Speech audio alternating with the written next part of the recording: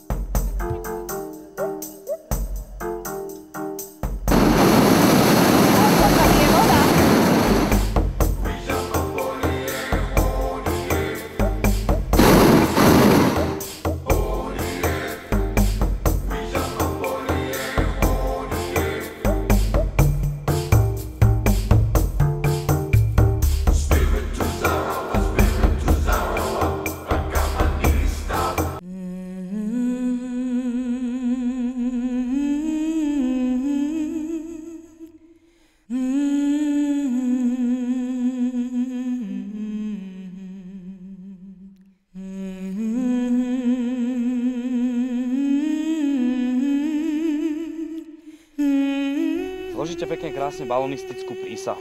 Takže vás poprosím, aby ste opakovali po mne, všetci spolu zborne a veľmi nahlas, samozrejme s radosťou.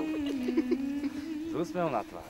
Keď uvidím balón v núdzi, s tým úsmevom, budem mu vždy na pomoci. Keď by som v tom balóne bol aj ja, nechám sa prebezpečiť kapitána. Predsa je to s tým úsmevom. Z koša kľudne aj vyhodiť. Či už v celku, alebo po častiach. Tak prisahám. Už od dávnych vekov vzdávali hold 4 živlom a preto vás aj ja budem krstiť. Trošku sa predklonte. Preto vás aj ja budem krstiť v mene zeme, od ktorej sme sa odpútali a ku ktorej sme sa zase šťastlivo navrátili. Páči sa. Aj všetko bude, neboj sa ty. Samozrejme vás budem krstiť v mene druhého živla, a to v mene ohňa, pretože práve oheň bol ten živel, ktorý nám dal si uletieť. tak to nie. Neboj sa, to len trošku. A v mene vetra, ktorý nás unášal, Nie, moje to len taký konček, tuto dobre. V mene vetra, ktorý nás unášal na toto krásne miesto pristátia. Tu je hodne vlasov, dlhý. Čo hovoríš, jak kačica?